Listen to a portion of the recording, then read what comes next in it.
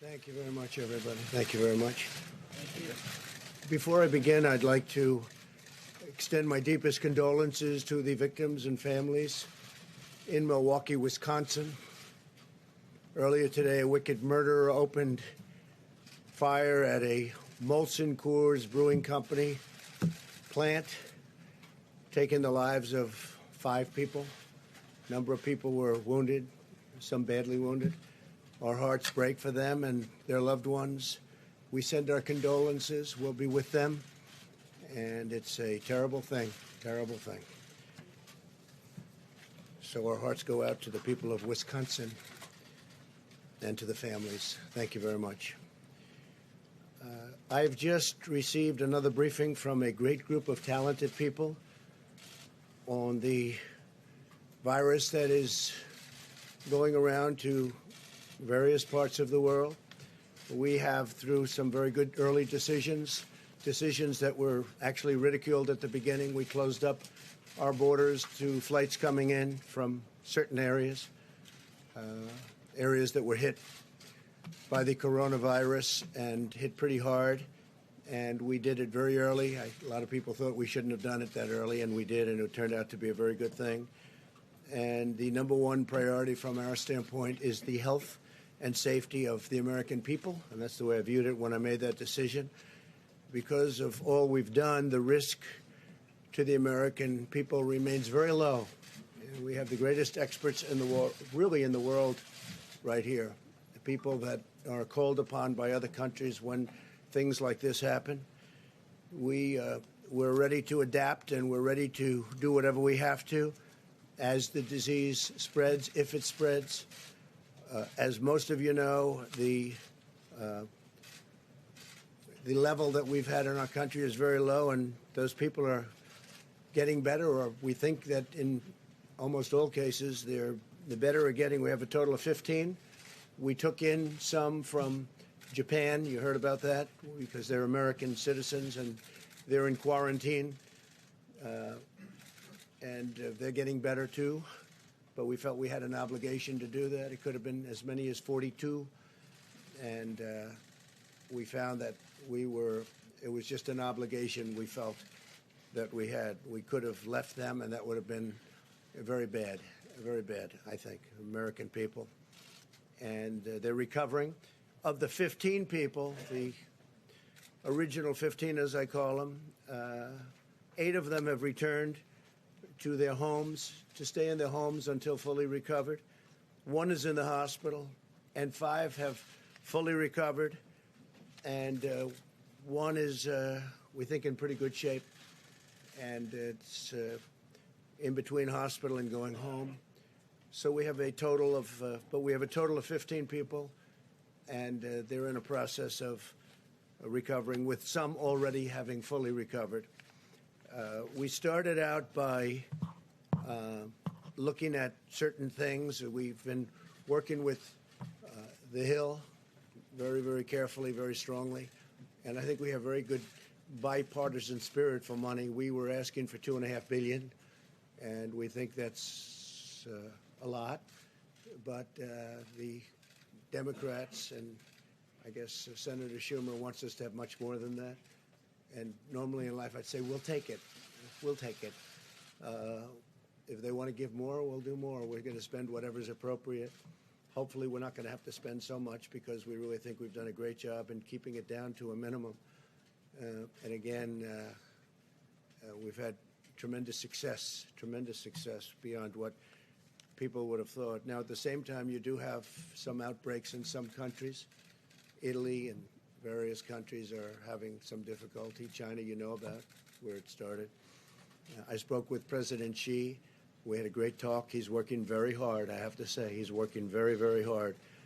And if you can count on the reports coming out of China, that spread has gone down quite a bit. The infection seems to have gone down over the last 2 days.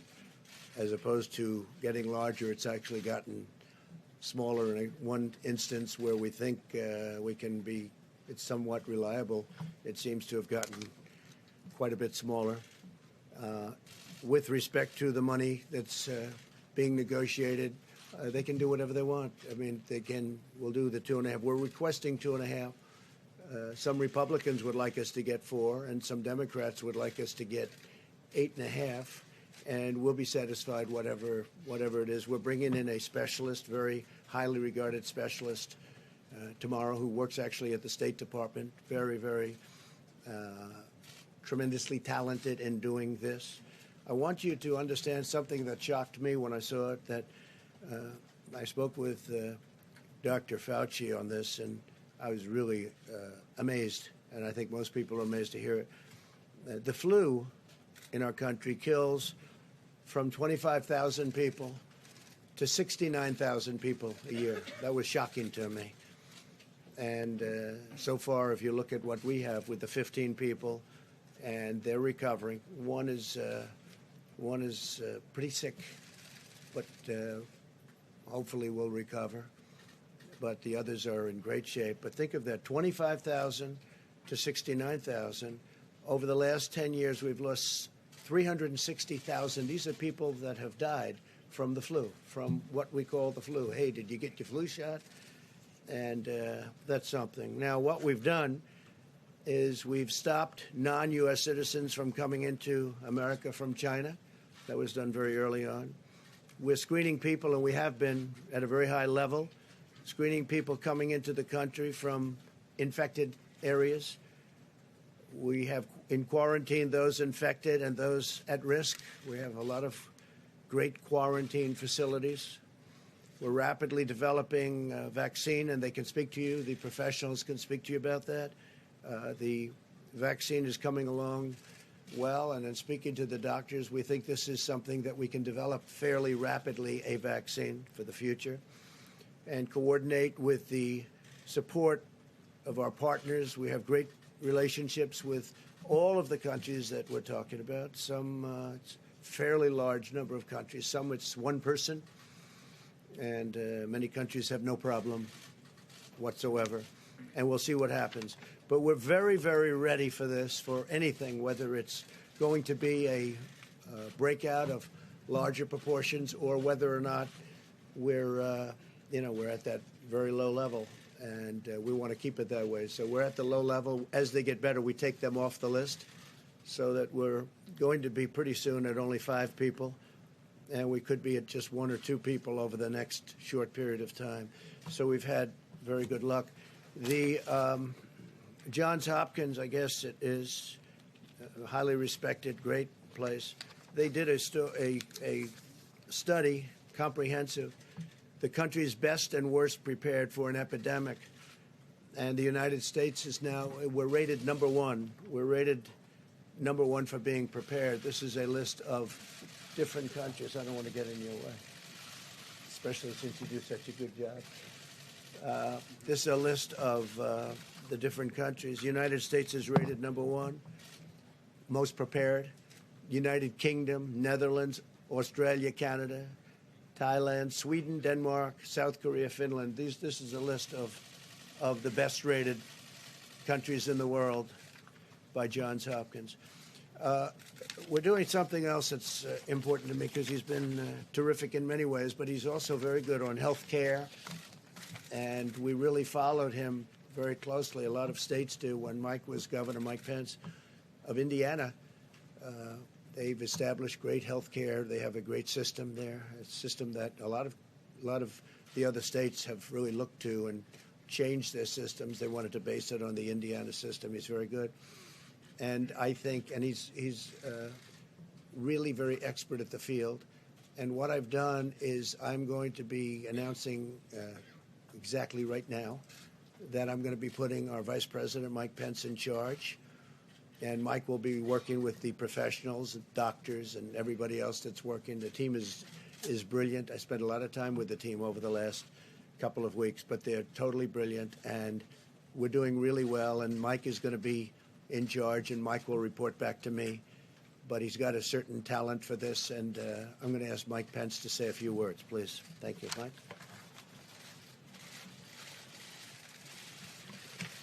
Thank you, Mr. President.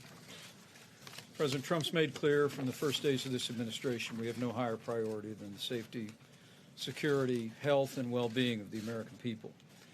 And from the first word of an outbreak of the coronavirus, the President took unprecedented steps to protect the American people from the spread of this disease. He recounted those briefly, but the establishment of travel restrictions, aggressive quarantine effort of Americans that are returning, the declaration of a public health emergency, and establishing the White House Corona Task Force are all reflective of the urgency that the President has brought to a whole-of-government approach.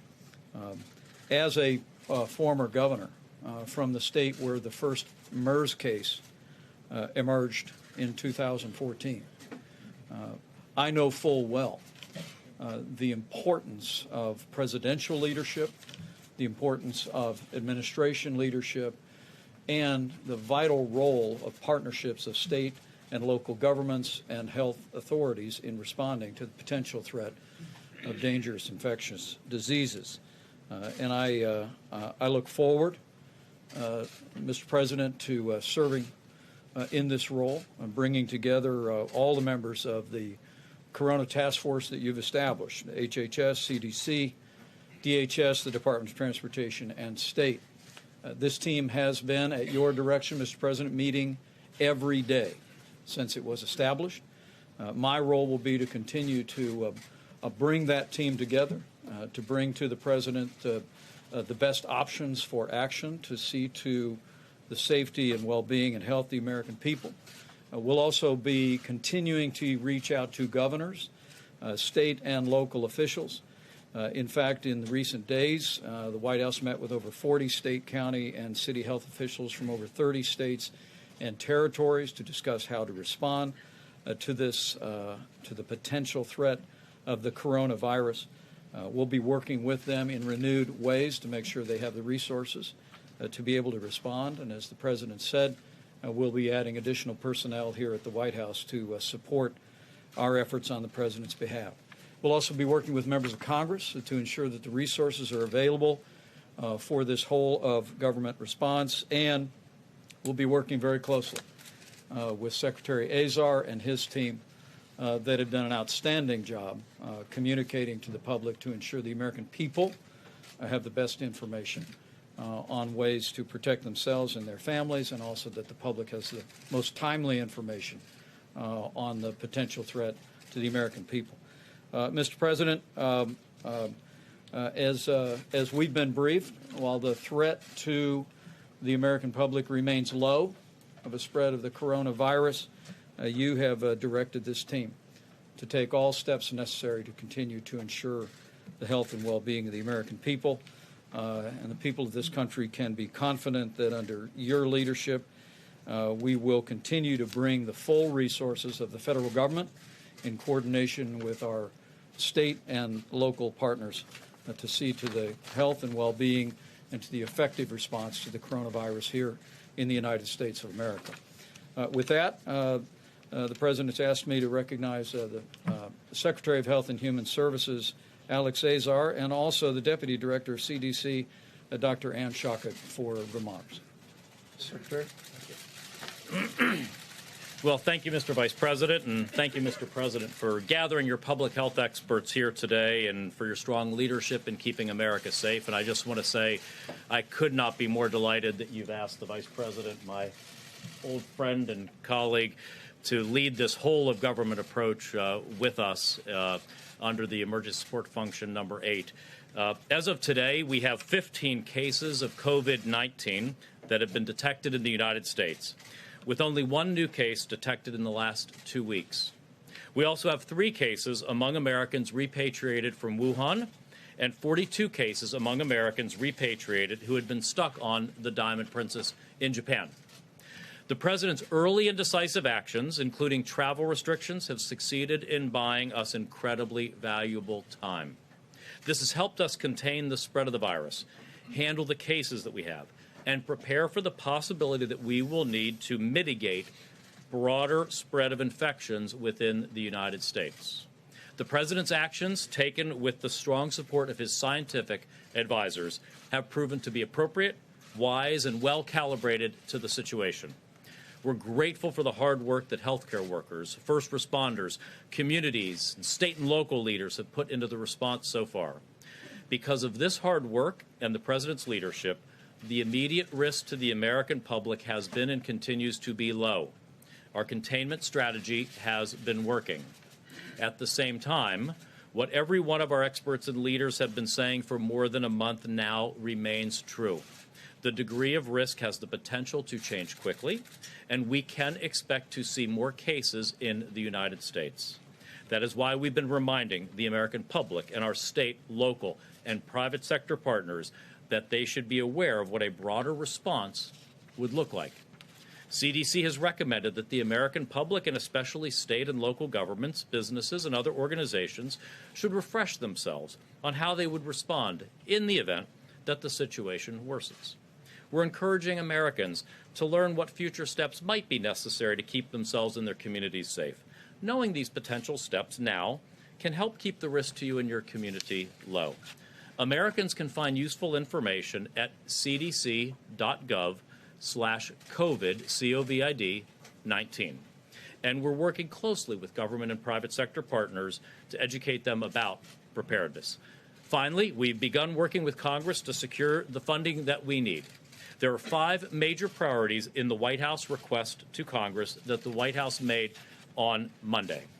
These priorities are: first, expanding our surveillance network; second, support for state and local governments work; third and fourth, development of therapeutics and vaccines; and fifth, manufacturing and purchase of personal protective equipment like gowns and masks. As chairman of the President's Coronavirus Task Force, I'm committed to providing regular updates from our coordinated interagency process. We've had our top public health leaders, like those joining me here today, speaking to the media many times per day to inform the American public. The Trump administration is going to continue to be aggressively transparent, keeping the American people and the media apprised of the situation and what everyone can do. With that, I'm going to hand things over to Dr. Ann Schuchat.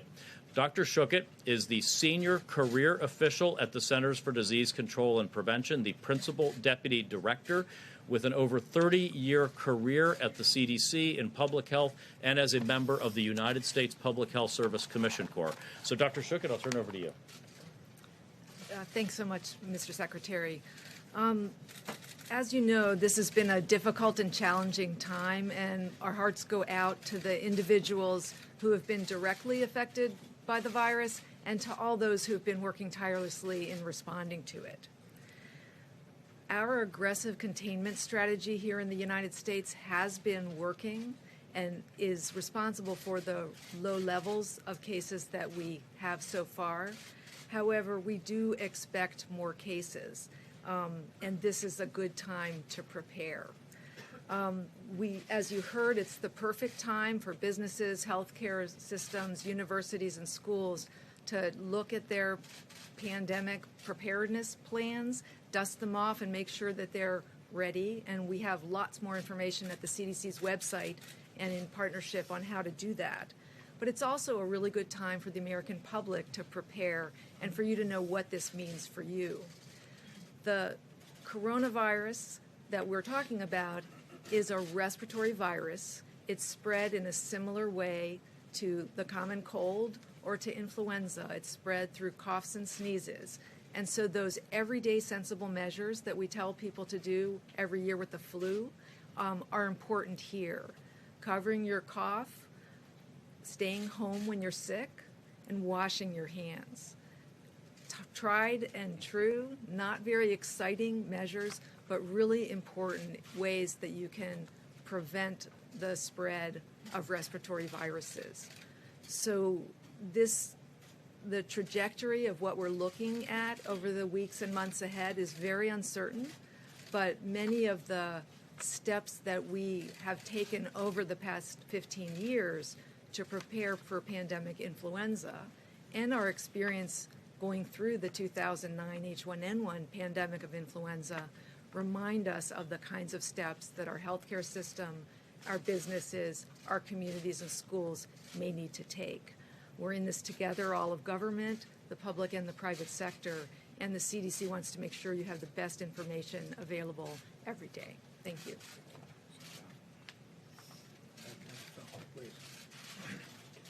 I just want to give you a very quick update on the. My name is Dr. Tony Fauci. I'm the director of the National Institute of Allergy and Infectious Diseases at NIH.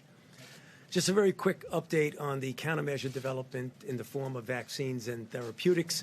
I had told this audience at a recent press briefing that we have a number of vaccine candidates and one prototype one to give you a feel for the time frame of a vaccine and what its impact might be now and in subsequent years, is that I told you we would have a vaccine that we would be putting into trials to see if it's safe and if it induces a response that you would predict would be protective in about 3 months. I think it's going to be a little bit less than that. It's probably going to be closer to 2 months. That would then take about 3 months to determine if it's safe and immunogenic, which gives us 6 months. Then you graduate from a trial, which is phase 1 of 45 people, to a trial that involves hundreds, if not low thousands of people to determine efficacy. At the earliest, an efficacy trial would take an additional 6 to 8 months.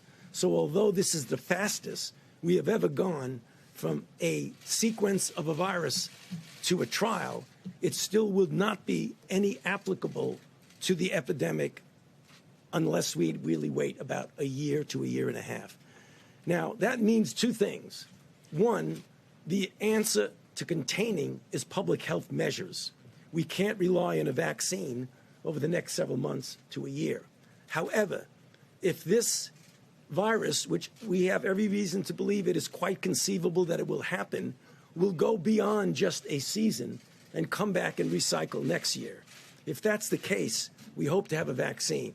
And then finally and briefly, therapeutics. There are a number of antiviral drugs that are being tested. A few days ago, we initiated a randomized controlled trial of a drug called remdesivir, which has antiviral activity in vitro in an animal model. The good news about that is that it's a trial that's randomized to either placebo or standard of care and drug and standard of care, which means that we will know reasonably soon whether it works. And if it does, we will then have an effective therapy to distribute. Thank you. Thank you. Go ahead, please. Thank you very much, Mr. President. First of all, you have just come from a long and busy trip from India. And Great country. As far Long as this trip. coronavirus is concerned, you have a great scientific and medical team behind you and with you, and I'm sure they will keep America safe. As far as your trip to India, Mr. President, where do we go from here as far as U.S.-India relations are concerned? And also, Mr. President, you are very famous in India, and Prime Minister Modi is very famous in America. What is the future? And Indian-American community is with you, Mr. President. Yeah, we won't talk too much about that other than I just got back. Long flight. It's a long flight. He's a great gentleman, a great leader. It's an incredible country. We were treated very, very well, and we really enjoyed it. A lot of tremendous progress was made in terms of relationship. Our relationship with India is extraordinary right now, and we're going to be doing a lot of business with India. They're sending billions and billions of dollars now to the United States. But we'd rather talk about this right now. The CDC said yesterday that they believe it's inevitable that the virus will spread in the United States, and it's not a question of if, but when. Do you agree with that assessment? Well, I don't think it's inevitable. It probably will. It possibly will. It could be at a very small level, or it could be at a larger level. Whatever happens, we're totally prepared. We have the best people in the world. You see that from the study. We have the best prepared people, the best people in the world. Congress is willing to give us much more than we're even asking for. That's nice for a change. But we are totally ready, willing, and able. It's a term that we use. It's ready, willing, and able. We have. It's going to be very well under control. Now, it may get bigger. It may get a little bigger. It may not get bigger at all. We'll see what happens. But regardless of what happens, we're totally prepared. Please. Mr. President, you talked a little earlier about the screening measures that you put in place and the travel restrictions you put in place regarding China.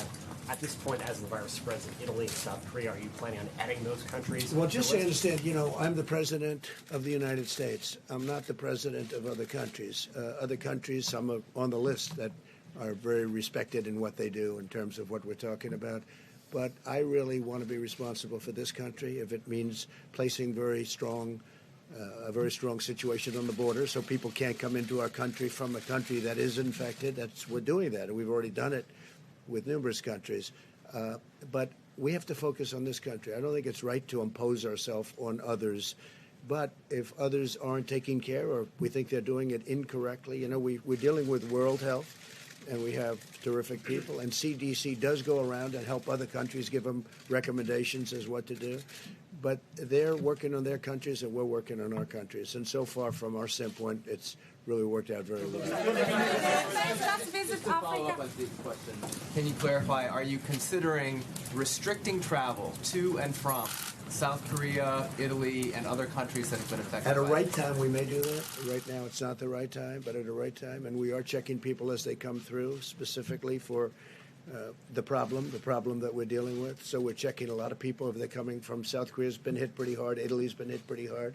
China is obvious what's happened in China.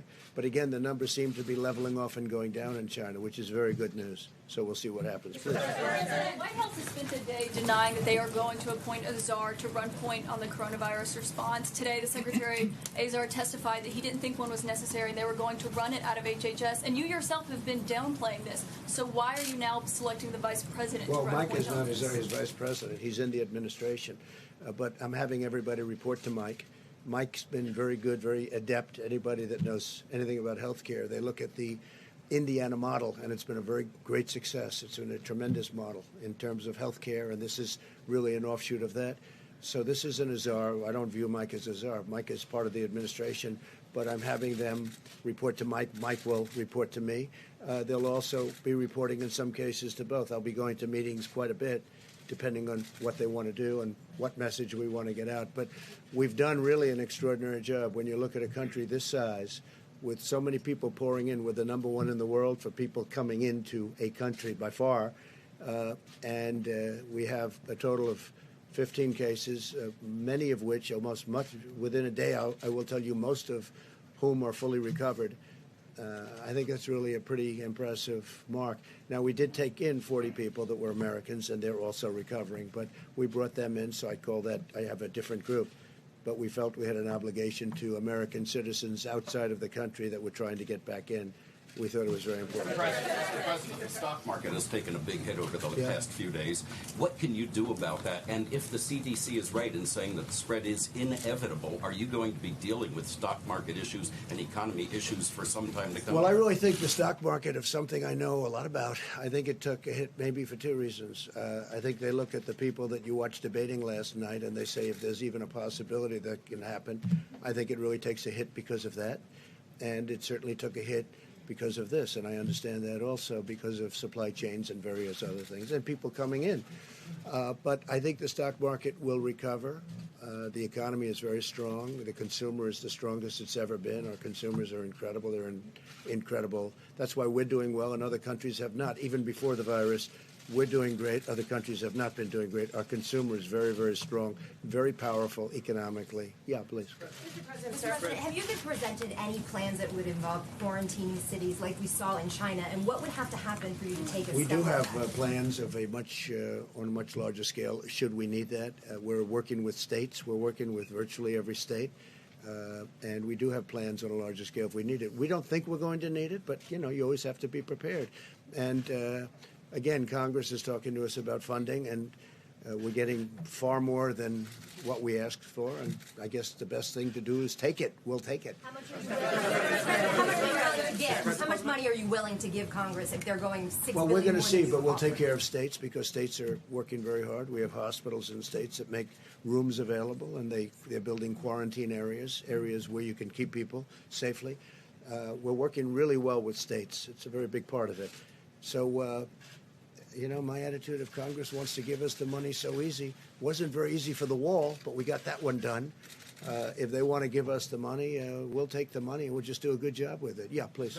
Go ahead. Go ahead. Mr. President, should Americans be going out getting protective equipment such as masks and so forth? And if so, what is the U.S. doing to boost production of masks? Well, we can get a lot of it. In fact, we've ordered a lot of it just in case we need it. We may not need it. You understand that. But in case we're looking at worst case scenario, we're going to be set very quickly. But I don't think we're going to ever be anywhere near that. I really don't believe that we're going to be anywhere near that. Our borders are very controlled. Our flights in from certain areas that we're talking about are very controlled. I don't think we'll ever be anywhere near that. Please go ahead. Back to the stock market for a second. The travel-related stocks have especially been hammered here in the last couple of days. What would you say to Americans out there who right now are looking forward to the summer or the upcoming months and saying to themselves, should I make myself a summer plan? Should I go travel abroad? Well, hopefully they're going to be able to do that. We hope that it's going to be in good shape by that time. But, you know, they're going to have to remain a little bit flexible. Yeah, I would say travel-related companies, certainly right now, they would be hurt. At the same time, this ends. This is going to end. Hopefully it'll be sooner rather than later. And I think the business that they lost will be picked up at a later date. But, you know, right now, I think they're not going to be, probably not going to be going to China. They're not going to be going to certain countries where the problem is far greater than it is in the United States. What it's going to do is keep people home, and they're going to travel to places that we have. We have it's the greatest tourism country in the world. So instead of leaving our country, leaving our shores, they'll stay here. And again, when you have 15 people, and the 15 within a couple of days is going to be down to close to zero, that's a pretty good job we've done. What is your response to Speaker Pelosi, who said earlier today that you don't know what you're talking about the coronavirus? I'm also wondering if you'd want to address critics who say you can't be trusted about what your administration is saying. Sure. I think Speaker Pelosi's incompetent. She lost the Congress once. I think she's going to lose it again. She lifted my poll numbers up 10 points. I never thought that I would see that so quickly and so easily. I'm leading everybody. We're doing great. I don't want to do it that way. It's almost unfair if you think about it. But I think she's incompetent, and I think she's not thinking about the country. And instead of making a statement like that, where I've been beating her routinely at everything, instead of making a statement like that, she should be saying we have to work together because we have a big problem potentially, and maybe it's going to be a very little problem. I hope that it's going to be a very little problem, but we have to work together. Instead, she wants to do that. Same thing with crying Chuck Schumer. He goes out and he says, the president only asked for $2.5 billion. He should have $8.5 billion. This is the first time I've ever been told that we should take more. Usually it's we have to take less. And we should be working together. He shouldn't be making statements like that because it's so bad for the country. And Nancy Pelosi, I mean, she should go back to her district and clean it up because it's the number one. If you look at percentage down, that was one of the finest in the world. And now you look at what's happening. And I'm just saying, we should all be working together. She's trying to create a panic. And there's no reason to panic because we have done so good. These professionals behind me and over here and over there and back here and in some conference rooms, I just left a group of 45 people that are the most talented people in the world. Parts of the world are asking us in a very nice way, can they partake and help them? So Nancy Pelosi shouldn't, and she knows it's not true. She knows all they're trying to do is get a political advantage. This isn't about political advantage. We're all trying to do the right thing. They shouldn't be saying, this is terrible, President Trump isn't asking for enough money. How stupid a thing to say. If they want to give us more money, that's okay. We'll take more money. Some Republicans think we should have more money, too. That's okay. We'll take more money. But they shouldn't demean the people that are on the stage who are the finest in the world. They're not demeaning me. They're demeaning the greatest healthcare professionals in the world and people that do exactly what we're talking about. Your campaign today sued the New York Times for an opinion piece. Yeah. Is it your opinion or is it your contention that if people have an opinion contrary to yours that they should be sued? Well, when they get the opinion totally wrong, as the New York Times did, and frankly, they've got a lot wrong over the last number of years. So we'll see how let that work its way through the courts. Right? No, if you read it, you'll see it's beyond an opinion. That's not an opinion. That's something much more than an opinion. They did a bad thing, and there'll be more coming. There'll be more coming.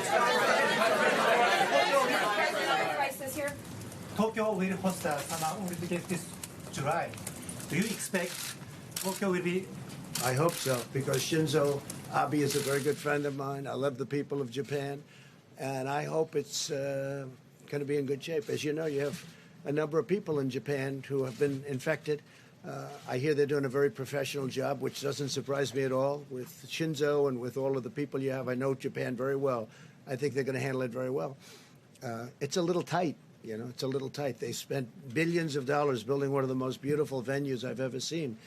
And your prime minister is very proud of it. I hope it's going to be fine. We hope it will.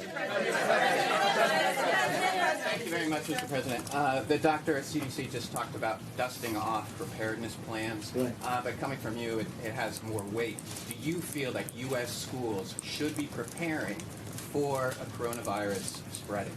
I would think so, yes. I mean, I haven't spoken specifically about that with the various doctors, but I would think so, yes. I think every aspect of our society should be prepared. I don't think it's going to come to that, especially with the fact that we're going down, not up. We're going very substantially down, not up. But, yeah, I think schools should be preparing and, you know, get ready just in case. The words are just in case. We don't think we're going to be there. We don't think we're going to be anywhere close. And again, if you look at some countries, they are coming down. It's starting to go in the other direction. This will end. This will end. You look at flu season, I said 26,000 people. I never heard of a number like that. 26,000 people going up to 69,000 people, doctor, you told me before. 69,000 people die every year from 26 to 69, every year from the flu. Now think of that. It's incredible. So far, the results of all of this that everybody's reading about. And part of the thing is you want to keep it the way it is. You don't want to see panic because there's no reason to be panicked about. But when I mentioned the flu, I said, actually, I asked the various doctors, I said, is this just like flu? Because people die from the flu. And this is very unusual. And it is a little bit different, but in some ways it's easier and in some ways it's a little bit tougher. But we have it so well under control. I mean, we really have done a very good job. Go ahead. Thank you, Mr. President. You mentioned the stock market earlier. To go back to that, to be clear, the Dow Jones dropped more than 2,000 points this week. Are you suggesting that that was overblown? Are financial markets overreacting here? I think the financial markets are very upset when they look at the Democrat candidate standing on that stage making fools out of themselves. And they say, if we ever have a president like this, and there's always a possibility, it's an election, you know, who knows what happens, right? I think we're going to win. I think we're going to win by a lot. But when they look at the statements made by the people standing behind those podiums, I think that has a huge effect, yeah. Had to do with the coronavirus? No, I think it did. I think it did. But I think you can add quite a bit of sell-off to what they're seeing, because they're seeing the potential. You know, again, I think we're going to win. I feel very confident of it. We've done everything and much more than I said we were going to do. You look at what we've done. What we've done is incredible, with the tax cuts and regulation cuts and rebuilding our military, taking care of our vets and getting them choice and accountability. All of the things we've done, protecting our Second Amendment. I mean, they view that, the Second Amendment, they're going to destroy the Second Amendment. When people look at that, they say, this is not good. So you add that in. I really believe that's a factor. But no, this is what we're talking about is the virus. That's what we're talking about. But I do believe in terms of CNBC and in terms of Fox Business, I do believe that that's a factor, yeah. And I think after I win the election, I think the stock market's going to boom like it's never boomed before. Just like it did, by the way, after I won the last election. The stock market the day after went up like a rocket ship. At what point would you be considering loosening the travel restrictions regarding China? When we're at a point where we don't have a problem. You know, we're not going to loosen the travel restrictions. That's what saved us. Had I not made, Mike alluded to it, had I not made a decision very early on not to take people from a certain area, we wouldn't be talking this way. We'd be talking about many more people would have been infected. I took a lot of heat. I mean, some people call me racist because I made a decision so early. And we had never done that as a country before, let alone early. So it was a bold decision. It turned out to be a good decision. But I was criticized by the Democrats. They called me a racist because I made that decision, if you can believe that one. We have to all work together. We can't say bad things, and especially when we have the best team anywhere in the world. And we really gave it an early start. We gave it a very early start. Republicans have consistently called for enormous cuts to the CDC, the NIH, and the WHO. You've talked a lot today about how these professionals are excellent, how they're critical and necessary. Does this experience at all give you pause about those? No, because we can get money and we can increase staff. We know all the people. We know all the good people. It was a question I asked the doctors before. Some of the people we cut, they haven't been used for many, many years. And if we ever need them, we can get them very quickly. And rather than spending the money, and I'm a business person, I don't like having thousands of people around when you don't need them. When we need them, we can get them back very quickly. For instance, we're bringing some people in tomorrow that are already in this, great government that we have, and very specifically for this. We can build up very, very quickly, and we've already done that. I mean, we really have built up. We have a great staff, and using Mike, I'm doing that because he's in the administration, and he's very good at doing what he does and doing as it relates to this. Yeah, go ahead. Go ahead, please. Thank you, Mr. President. Yeah, go ahead. So far, your administration. I picked him, but you're fine. So far, your administration is only testing less than 500 people, and health officials are questioning whether that's enough, comparing to other countries who have tested more than tens of thousands of people. Are you planning to test more people? Well, we're testing everybody that we need to test, and we're finding very little problem. Now, you treat this like a flu. We were, in fact, I might ask one of the doctors to come up and explain it. You want to wash your hands a lot. You want to stay, if you're not feeling well, if you feel you have a flu, stay inside, sort of quarantine yourself. Don't go outside. But there are certain steps that you can take that we won't even be necessary. In many cases, when you catch this, it's very light. You don't even know there's a problem. Sometimes they just get the sniffles. Sometimes they just get something where they're not feeling quite right. And sometimes they feel really bad. But that's a little bit like the flu. It's a little like the regular flu that we have flu shots for. and we'll essentially have a flu shot for this in a fairly quick manner. Yeah, go ahead. 2 weeks ago, Mr. President, your acting OMB director was in this room and was talking about what he expects to be GDP growth for this coming year.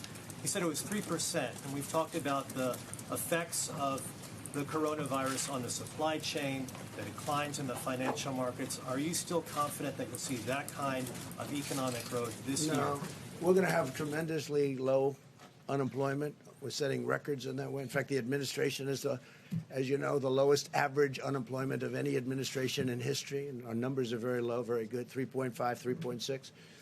But you can't really see what this does in terms of GDP. It could affect it, but that's irrelevant compared to what we're talking about. We want to make sure it's safe. Safety, number one. But this would have, an impact on GDP. But we're still we're doing great. But this will have, just like, I'll tell you what has a big impact. Boeing has a big impact. How did that happen? A year ago, all of a sudden, that happened. I think that took away a half a point to a point even. It's a massive company. I think Boeing, we had the General Motors strike. That was a big impact on GDP.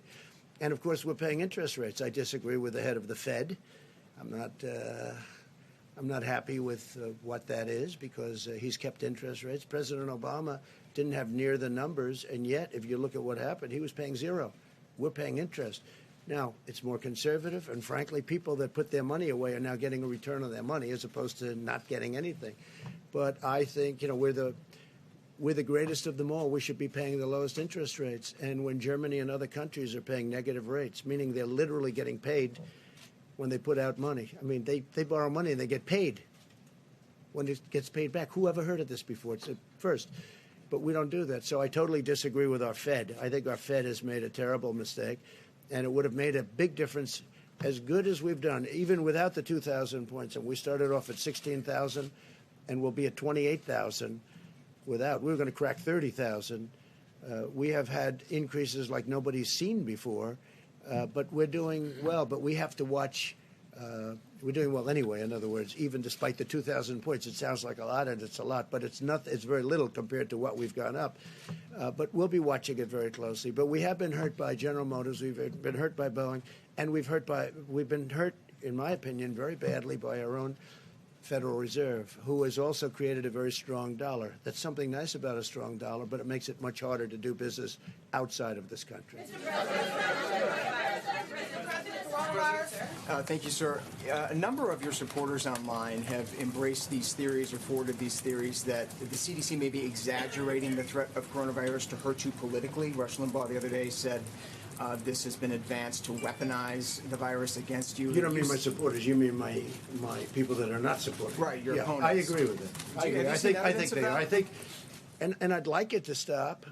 I think people know that when Chuck Schumer gets upset, he did the same thing with a couple of trade deals that are phenomenal deals now. Everybody's acknowledged they're phenomenal deals. Before he ever saw the deal, he didn't even know we were going to make a deal. They said, what do you think of the deal with China? I don't like it. I don't like it. He talked about tariffs. I left the tariffs on, 25% on $250 billion. He said he took the tariffs off. He didn't even know the deal. And he was out there knocking it because that's a natural thing to say. But when you're talking about especially something like this, we have to be on the same team. This is too important. We have to be on the same team. Have you seen evidence that the CDC is trying to hurt you? No, I don't think the CDC is at all. No, they've been working really well together. Yeah. No, they really are. They're professional. I think they're beyond that. They want this to go away. They want to do it with as little disruption, and they don't want to lose life. I see the way they're working. This gentleman, these people behind me, and others that are in the other room. They're incredible people. No, I don't see that at all.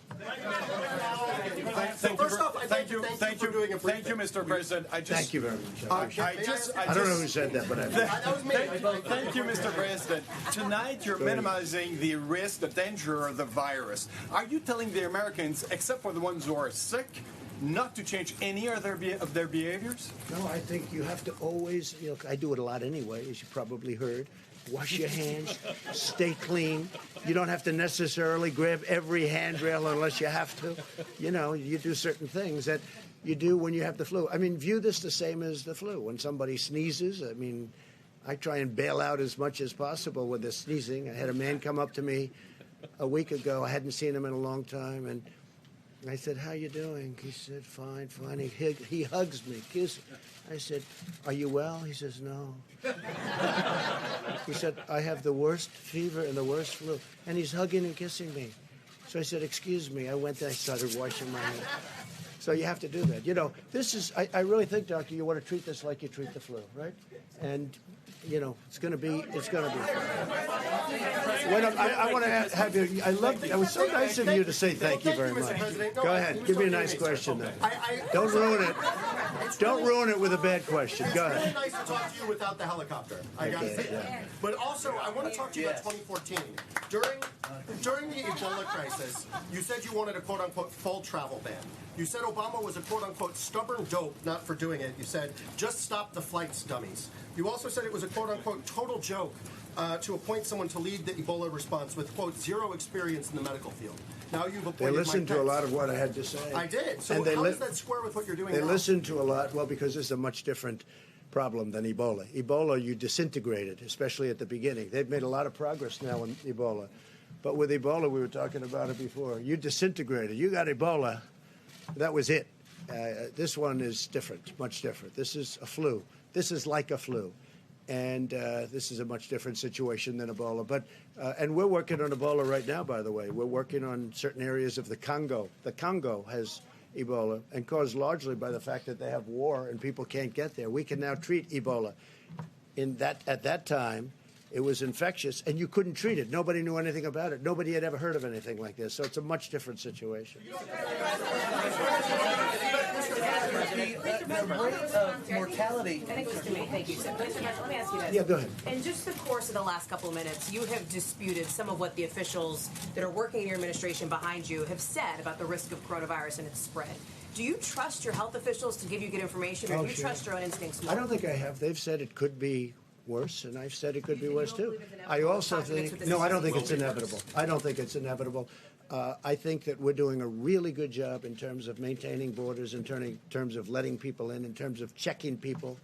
And also, that's one of the reasons I'm here today, getting the word out so people they'll know. They're going to know. No, I don't think it's inevitable. I think that there's a chance that it could get worse. There's a chance it could get fairly substantially worse, but nothing's inevitable.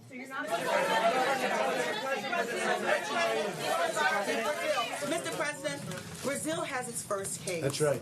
Brazil. Right, Brazil. Yeah. And you have many Americans now in Brazil for Carnival. What are your concerns, and what are the procedures and practices that you plan to implement as those Americans are trying to come back home? Yes, we've gotten very strong on people coming in from Brazil. Now, it only has one case. It's a big country, but it only has one case. But still, it's a case. We deal with Brazil very well. The president's a very good friend of mine. In fact, he ran on it's called Make Brazil Great Again. That's what he ran on. We get along very well. I know you're so thrilled to hear that. We get along very, very well. And we're working with Brazil. But we have much worse instances than Brazil. You know, you have Italy and you have other countries where they have much more than one person. They have one person right now, as of just a little while ago, one person in Brazil. But Italy is, a deeper problem. And we're checking people coming in very, very strongly from those. And at some point, we may cut that off. You know, at some point, depending on what happens, we may cut certain additional countries off, like we've had to do with China. And we hope we can open it up to China as soon as possible. And we hope the numbers we've been getting,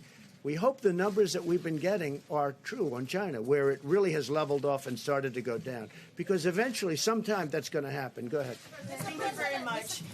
You've said repeatedly that you think the federal government is very prepared, that you're ready for this. Yep. But if you think that Secretary Azar is doing such a great job, why did you feel the need to make a change and put Vice President Mike Pence in charge of the federal response to this virus? I think Secretary Azar is doing a fantastic job. But he also has many other things. I mean, we're working on many, many things together. If you look at his schedule of what he's doing, including drug prices, and I think it's perhaps the most complicated job that we have in government. And I want him to be able to focus on that. And Mike is really good at it. They're going to work together. They're going to work very closely together. And they're both in the administration. I see them all the time. So it really works. This isn't a czar. This isn't going out and getting somebody that's never been in the administration. I have two people that are very talented. And it's something I feel good about. I don't want to spare the horses. I have very talented people. I want to use them on this because I want it to stay low or as low as possible. Thank you, Mr. President. I want to get to China. At the beginning of this outbreak, the Chinese Communist Party covered it up. That has been the general consensus of everyone. How can you now legitimately trust President Xi and the Chinese Communist regime, President Xi, and the Chinese Communist regime to be forthcoming and forthright with this pandemic? Well, I can tell you this. I speak to him. I had a talk with him very recently, and he is working so hard on this problem. He is working so hard, and they're very tough and very smart, and it's a significant group of very talented people that are working. And they're calling up Dr. Fauci. They're calling up our people. We're dealing with them. We're giving them certain advice. We actually have, through World Health, we have them over there also, and we have a lot of our people making up that group that went over there. No, he's working very hard. It'd be very easy for me to say, it doesn't matter what I say, really. I can tell you, he is working. I had a long talk with him the other night. He is working really, really hard. He wants it to go away from China and go away fast, and he wants to get back to business as usual. Talked about the flu in comparison to the coronavirus. Flu has a fatality ratio of about 0.1%. Correct. This has a fatality ratio somewhere between 2 and 3%. Well, we don't know exactly what it is. And the flu is higher than that. The flu is much higher than that. There's more people who get the flu, but this is spreading, or it's going to spread maybe within communities. That's It may. expectation. Does that worry you? Because that seems to be what worries the American No, because people. we're ready for it. It is what it is. We're ready for it. We're really prepared. We have, as I said, we have the greatest people in the world. We're very ready for it. We hope it doesn't spread. There's a chance that it won't spread, too. And there's a chance that it will. Then it's a question of at what level. So far, we've done a great job. When you have 15 people with this whole world coming into the United States, and the 15 people are either better or close to being better, that's pretty good. All right, we'll do one more. Go ahead. Mr. President, there have been many cases of price gouging on the sales of medical equipment, masks, and so on. Should the government be investigating that, looking into it, and do you have a message on that? If you tell me that's happening, we would definitely investigate. We don't want that. All right, one more. Go ahead. Go ahead. Mr. President, thank you. Go ahead. No. Yes? Go ahead. Are you working with China right now, Yes. specifically in what areas? Also, We're working with China. We just did the biggest trade deal in history. We did 2 of them between USMCA and the China deal. It's the biggest in history. The relationship with China is a very good one. And I can tell you that, again, President Xi is working really hard. He wants this problem solved as hard as you can work. Thank you all. Thank you all. I may leave you behind and you can answer a few more questions. So you can ask them a few. Are you going to do this more often? Yes. You are? Please, come on if you'd like this more often. We'll do it more. Mr. President, Wish him good luck. And who? Secretary Azar, given the 10th the Vice President. I think, if I could just clarify, I think you're not getting the point here of this. I'm still chairman of the task force. Mick Mulvaney's been serving actually an invaluable role for me as acting chief of staff, helping to coordinate across the government with my colleagues and the whole of government approach. Having the vice president gives me the biggest stick one could have in the government on this whole of government approach. So you don't feel like you're being replaced? Not in the least. When this was mentioned to me, I said I was delighted that I get to have the vice president helping in this way. Delighted, absolutely. Will you answer 2 more questions? Not tonight. I've testified for 8 hours today in 3 hearings, but maybe tomorrow. Okay? What's another hour? I estimate that between 50 and 70% of these articles